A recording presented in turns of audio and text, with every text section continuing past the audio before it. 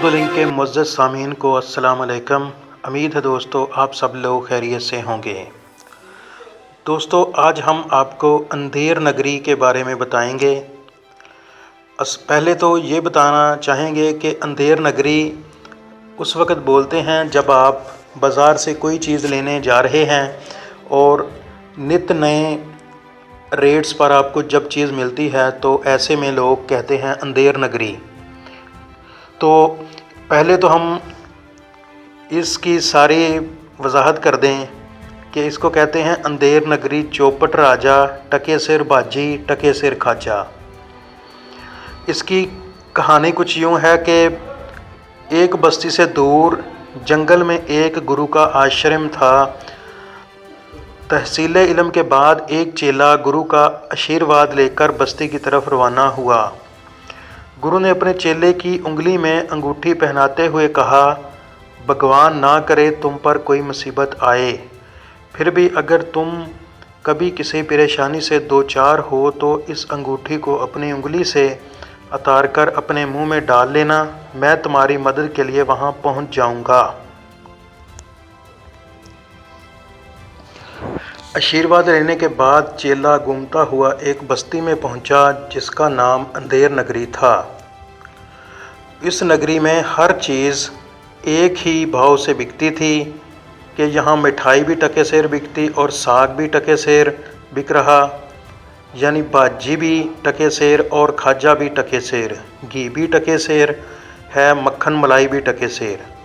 चेले को ताज्जुब था कि जिस नगरी में जीवन इतना आसान है, हर चीज़ एक भाव बिक रही है, इसका नाम अंधेर नगरी क्यों पड़ा। चेले ने वहाँ रहना शुरू कर दिया और मिठाइयाँ, घी, दूध, मक्खन और मलाई वगैरह खा खा कर खूब तनोमंद हो गया। एक दिन चेला बाज़ार से गुज़र रहा था, वहाँ एक इमारत बनाई जा रही थी। चेले ने वहीं एक आदमी से बातें करना शुरू कर दी। थोड़ी ही देर में अचानक वहाँ धमाका हुआ और उस इमारत की एक दीवार गिर गई और एक मज़दूर दीवार के नीचे आकर मर गया। फ़ौरन वहाँ लोगों की भीड़ जमा हो गई। इतने में वहाँ राजा के सिपाही आ गए। मकान के मालिक को गिरफ़्तार करके राजा के सामने ले गए। सिपाहियों ने राजा से कहा,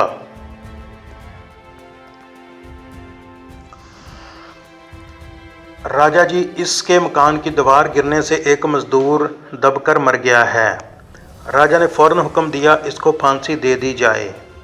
मालिक मकान ने कहा, राजा जी मेरा कसूर नहीं है, असल कसूर उस ममार का है जिसने दीवार को ठीक से नहीं बनाया था, जिसकी वजह से दीवार गिर गई। बादशाह ने फ़ौरन हुक्म दिया, अच्छा इसे छोड़ दो और ममार को फांसी दे दो। सिपाहियों ने फ़ौरन उस ममार यानी राज को गिरफ़्तार करके राजा के सामने पेश किया।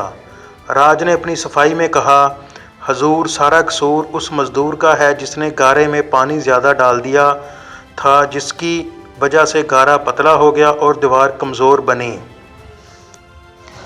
हुक्म हुआ राज को छोड़कर उस मज़दूर को फांसी दे दी जाए।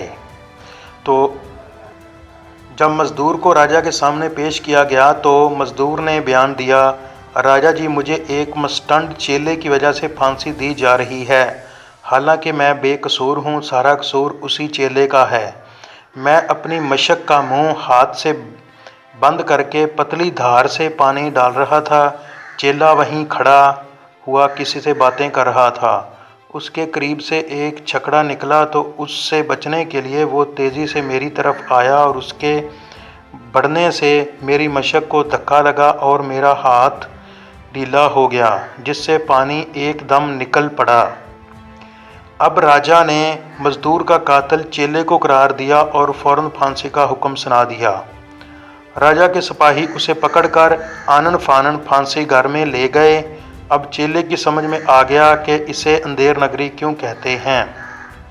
अब तक तो खूब मिठाइयाँ, दूध, घी, मक्खन वगैरह के मज़े उड़ाए थे और अब उसका खमियाजा भी भुगतना पड़ रहा था। चेले को अपनी जान बचाने की फ़िक्र हुई। उसे गुरु का उपदेश याद आया।